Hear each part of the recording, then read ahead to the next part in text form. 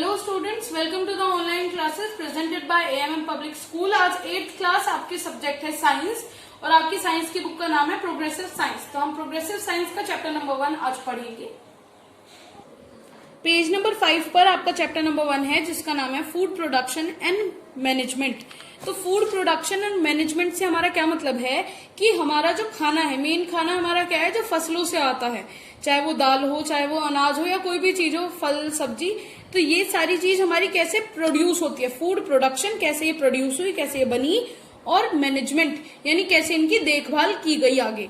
तो इस चैप्टर में हम यही सब चीजें पढ़ने वाले हैं कि क्या क्या हमारे फूड के मेन सोर्सेज हैं जो कि प्लांट्स और एनिमल्स से रिलेटेड हैं, और कैसे हम उन्हें मैनेज करते हैं, कैसे उनकी बीमारियां, एनिमल्स की बीमारियां, प्लांट्स की बीमारियां, उनको प्लांट्स को स्टोर करने का, मतलब जो उनसे हमारा फूड प्रोड्यूस हुआ है उनको स्टोर करने का, ये सारी चीजें हम इस चैप्टर में पढ़ने वाले हैं। तो इंट्रोडक्शन में आपको यही बताया हुआ है कि एग्रीकल्चर हमारे लिए बहुत इंपॉर्टेंट है और इसको कंटिन्यू करने का एक पर्टिकुलर तरीका भी होता है जो कि हम इस चैप्टर में पढ़ेंगे।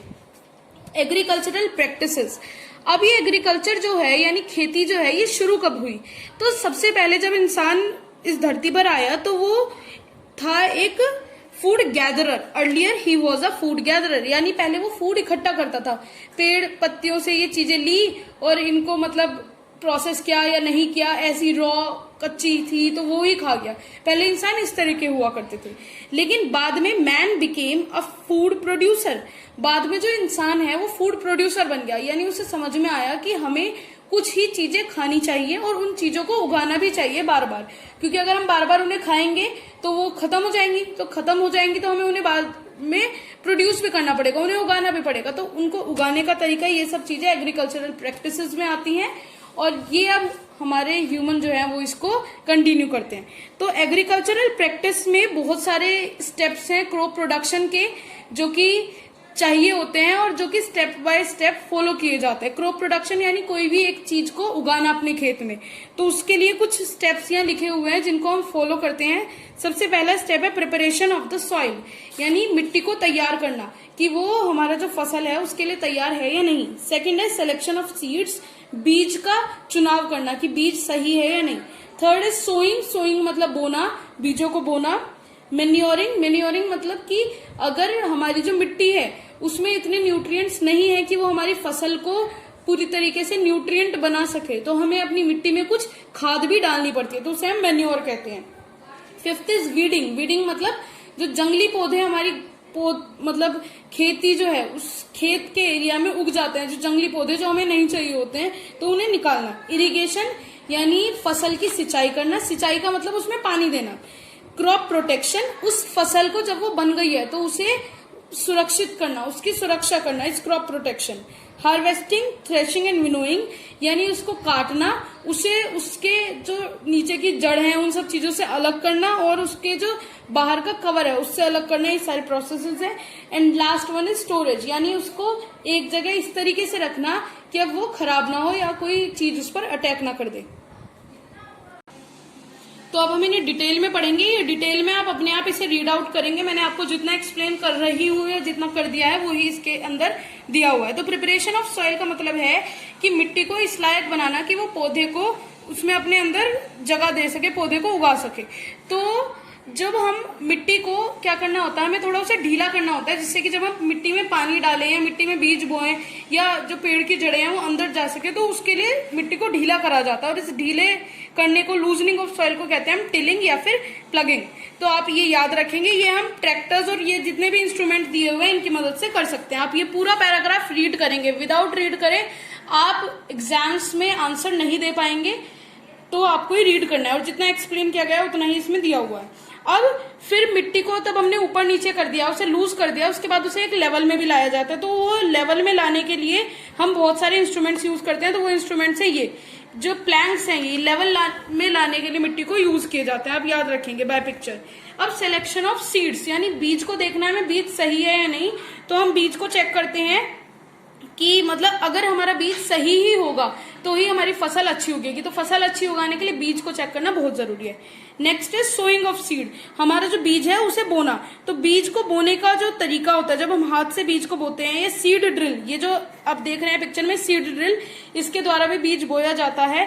तो इस प्रोसेस को कहते हैं ब्रॉडकास्टिंग। तो ये इस वाले इंस्ट्रूमेंट से होता है। और कभी कभी हम क्या करते हैं कि जब हमें प्लांट को और भी बेहतर देखना है कि हमारे सीड सारे सही हैं या नहीं, या उनसे जो प्लांट उगेगा वो सही होगा या नहीं, तो हम क्या करते हैं कि एक नर्सरी में पहले अपने प्लांट्स को उगाते हैं, और फिर जब वो छोटा सा पौधा बन जाता है, सीडलिंग बन जाता है जब वो, तो हम उसे उठाकर फिर हम उसे खेत में डालते हैं। तो इस प्रोसेस को हम कहते हैं precautions to be taken during sowing and transplantation. कुछ हमें सावधानियां हैं जो बरतनी चाहिए सोइंग यानी बीज बोने के लिए, और ट्रांसप्लांटेशन यानी एक जगह से दूसरी जगह अपना पौधा शिफ्ट करने के टाइम पर ये जो बरतनी चाहिए सावधानियां ये दी हुई है, ये आपको रीड करनी है अपने आप। Next is manuring, weeding and irrigation. Manuring का मतलब मैंने आपको पहले बताया था, खाद डालना पेड़ पौधों में। तो खाद जो है वो हम जानवरों के जो वेस्ट प्रोडक्ट है उनसे भी बना सकते हैं, और कुछ हम आर्टिफिशियली भी यूज करते हैं अगर हमारा जो एनिमल वेस्ट है वो उसे कंपनसेट नहीं कर सकता। तो ये आप अपने आप रीड करेंगे। मेन्योर का मैंने आपको मीनिंग बता दिया। Next is weeding. कुछ क्या होता है, पेड़ पौधे लगाते टाइम कुछ जंगली पेड़ पौधे हमारे खेत में उग जाते हैं, तो उन्हें निकालने के जो प्रोसेस है उसे हम वीडिंग कहते हैं, और ये भी काफी इंपॉर्टेंट प्रोसीजर है क्रॉप प्रोडक्शन के लिए। Next is irrigation. इरिगेशन का मतलब है पेड़ पौधों में पानी डालना या उसकी सिंचाई करना। तो सिंचाई करना भी बहुत जरूरी होता है किसी भी प्लांट की प्रॉपर ग्रोथ के लिए। तो ये जो सिंचाई करते हैं हम, ये भी हमें सावधानियों से और बहुत सारे अलग अलग इंस्ट्रूमेंट यूज करके की जाती है। तो आपको यहाँ दिखाया हुआ है कि किन किन तरीकों से इरिगेशन हो सकती है। Next is protection, harvesting and storage of crops. Crop protection, अब ऐसा नहीं है कि केवल इंसान के शरीर में ही बीमारियां होती हैं, पेड़ पौधों में भी बीमारियां हो सकती हैं, और उन बीमारियों से पेड़ पौधों को बचाने का काम हमारा होता है। अलग अलग उनके ऊपर दवाइयां छिड़क के, अगर हमें उन्हें पेस्ट से बचाना है तो हम उनके ऊपर पेस्टिसाइड डालेंगे, यहाँ लिखा हुआ है। अगर इंसेक्ट से बचाना है तो हम इंसेक्टिसाइड डालेंगे, वो भी यहाँ लिखा हुआ है। अलग अलग इंसेक्टिसाइड और पेस्टिसाइड के नाम भी दिए हुए हैं। और क्या होता है कि पेस्टिसाइड डालना हमेशा बेनिफिशियल नहीं होता है, उसके कुछ मतलब हमारे लिए ऐसे भी होते हैं डिसएडवांटेजेस, तो वो डिसएडवांटेजेस भी दिए हुए हैं, आपको ये रीड करने हैं।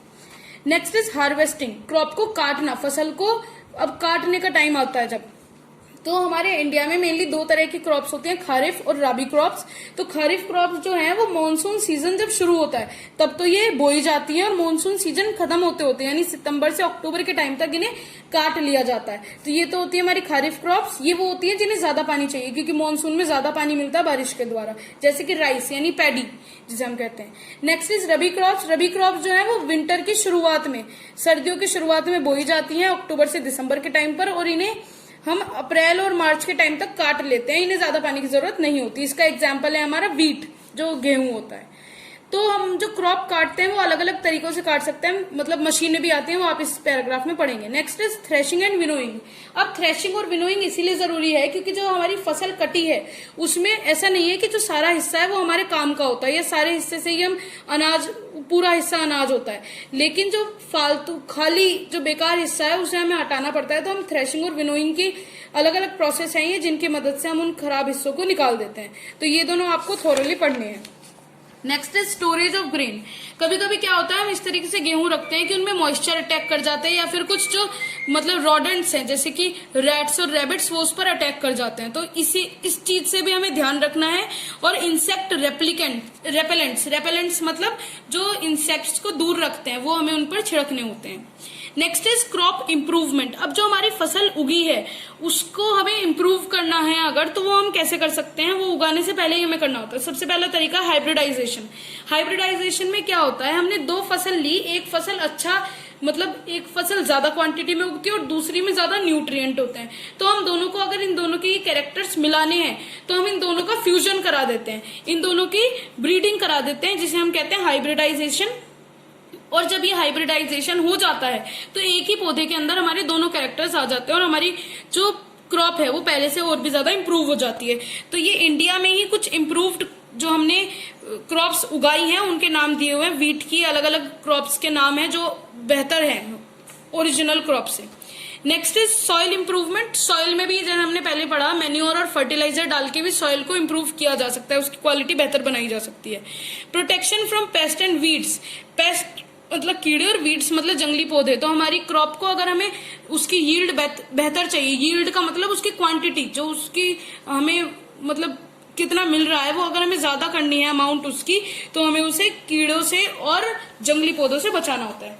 Next is control of plant diseases. Plants को हमारी जो भी चीज बन रही है उसकी अमाउंट बढ़ाने के लिए हमें उन्हें प्लांट को डिसीजेस बीमारियों से भी बचाना पड़ता है और उनको बेहतर तरीके से स्टोर भी करके रखना पड़ता है, जिससे वो उनमें कोई कीड़ा ना लग जाए और वो खराब ना हो जाए। Next is dairy farming. अब हमारा फूड का एक सोर्स डेयरी भी होता है। डेयरी मतलब एनिमल से जो हमें दूध वगैरह वाले प्रोडक्ट मिलते हैं, तो जो मिल्क एनिमल्स होता है वो हमारे लिए बहुत इंपॉर्टेंट सोर्स ऑफ फूड है। तो इसमें हम यही पढ़ेंगे। और मिल्क प्रोड्यूसिंग एनिमल्स को हम कहते हैं मिल्च एनिमल्स। तो ये सारे जो काउ, बफेलो, गोट, कैमल्स हैं, ये सारे इस कैटेगरी में आते हैं। तो इन्हीं के बारे में आगे डिटेल दी हुई है कि काउ जो हैं उनकी भी अलग अलग ब्रीड होती है। कोई हमारे देश की ही होती है जिसे हम देसी गाय कहते हैं, कोई विदेश की भी होती है जो विदेशी होते हैं, विदेशी गाय जिसे हम कहते हैं, और कुछ हमारी ब्रीड करी हुई होती है, यानी हमने मतलब 2 गायों के जो उनके एग्स हैं उन्हें अगर हम मीट करा देते हैं, उनको फ्यूज करा देते हैं, तो जो हमारी नई ब्रीड मिलती है वो हमारी इम्प्रूव्ड ब्रीड कहलाती है। तो ये तीनों आपको अपने आप पढ़नी है। बफेलो की भी अलग अलग ब्रीड होती है, वो भी दी हुई है, आपको रीड करनी है। कुछ इसमें ज्यादा अलग नहीं दिया हुआ है। फीडिंग ऑफ डेयरी एनिमल्स, यानी उनको क्या खिलाया जाता है, ये भी बहुत इंपॉर्टेंट चीज है कि उन्हें क्या खिलाया जाता है। आप इससे भी एक बार गो थ्रू करेंगे। डिसीजेज ऑफ मिल्क एनिमल, उनकी बीमारियों के बारे में बताया हुआ है कि क्या उन्हें बीमारी जनरली हो सकती है, किस किस तरीके से हो सकती है। पैरासिटिक डिसीजेज होती हैं, जब कोई कीड़ा, छोटी सी माइक्रो ऑर्गेनिज्म किसी की बॉडी के अंदर जाकर बैठ जाता है और फिर वो डिसीज करता है। इन्फेक्शियस वो होती हैं जो एक जानवर से दूसरे जानवर तक पहुंचाई जा सकती है। तो ये आपको रीड करनी है। Next is poultry farming is जब हम मतलब फाउल्स को यानी अंडे देने वाले जीव जंतुओं को पालते हैं, दैट इज पोल्ट्री। तो अंडे देने के लिए बेसिकली हैन और कॉक ही यूज होते हैं। तो इनकी जो फार्मिंग होती है, इनको डोमेस्टिकेट करना, इनको रखना इज पोल्ट्री। और कैसे जो मुर्गी है वो अंडे देती है, क्या क्या उन अंडों में प्रेजेंट होता है, ये आप यहाँ पढ़ेंगे। आपको जरूर रीड आउट करना है। ये अलग अलग उनकी डिसीजेज यहाँ दी हुई है कि क्या क्या उनमें बीमारी हो सकती है और कैसे कैसे उन्हें बचाया जा सकता है। नेक्स्ट इज फिशरीज में आप पढ़ेंगे कि मछलियों को खाने के पर्पज से साउथ इंडिया में ज्यादातर जब हम स्टोर करते हैं, जब हम उनको मतलब अपने पास डोमेस्टिकेट करते हैं, तो उसे फिशरीज कहते हैं या पिक्सी कल्चर कहते हैं। तो कौन कौन सी फिशेज हमारे यहाँ पाई जाती है जनरली, वो भी दिया हुआ है, आपको ये भी पढ़ना है। Next is apiculture. जब हम मधुमक्खियों को पालते हैं तो उस प्रोसेस को कहा जाता है एपीकल्चर। और मधुमक्खियां भी बहुत काम की होती हैं, बहुत उनके लिए हमारे बेनिफिट्स होते हैं उनके, तो वो भी आपको इसमें पढ़ने हैं। और लाइफ साइकिल ऑफ हनी भी आपको पढ़नी है कि कैसे वो बच्चे से बिल्कुल बड़ा बन जाती हैं। केयर शेल्टर फॉर एनिमल्स, हमें जो एनिमल्स हैं उनकी देख रेख, उनकी सफाई भी बहुत जरूरी है और ये हमारी ही जिम्मेदारी होती है जो उन्हें डोमेस्टिकेट कर रहा है। तो ये आप इस पैराग्राफ में पढ़ेंगे। प्रोटेक्शन अगेंस्ट डिसीजेस, कैसे हम उन्हें बीमारियों से बचा सकते हैं और क्या क्या उनके लिए स्टेप्स हम ले सकते हैं, ये भी आप इस पैराग्राफ में पढ़ेंगे। आपको ये रीड आउट करना है अपने आप। Next is nitrogen cycle. आपने कार्बन डाइऑक्साइड और ऑक्सीजन के बारे में तो सुना ही होगा, लेकिन नाइट्रोजन भी ग्रोथ के लिए एक बहुत बड़ा फैक्टर होती है। और नाइट्रोजन वैसे तो हमारे एटमॉस्फेयर में खुली हुई होती है, बिल्कुल फ्री होती है, लेकिन ये फ्री हम नाइट्रोजन ले नहीं पाते हैं। तो नाइट्रोजन फिक्सेशन यानी नाइट्रोजन को कैसे लिया जाता है, ये प्रोसेस नाइट्रोजन फिक्सेशन का कहलाया जाता है। और नाइट्रोजन फिक्सेशन होता है कि एयर से उनको डायरेक्टली लेना और एयर से लेकर उसे नाइट्रोजन कंपाउंड्स में बदल लेना, जो कि फिर हमारी बॉडी में जाए, तो उसे नाइट्रोजन फिक्सेशन कहते हैं। नाइट्रोजन फिक्सेशन भी आप एक बार पढ़ेंगे और आपको अगर कोई भी दिक्कत आती है तो आप हमें व्हाट्सएप पर भेज देंगे। Thank you students. आपको इसकी एक्सरसाइज वर्क को क्वेश्चन आंसर टिक करे हुए आपको भेज दिए जाएंगे और आपको इसे अपनी फेयर नोटबुक में करना है। Thank you.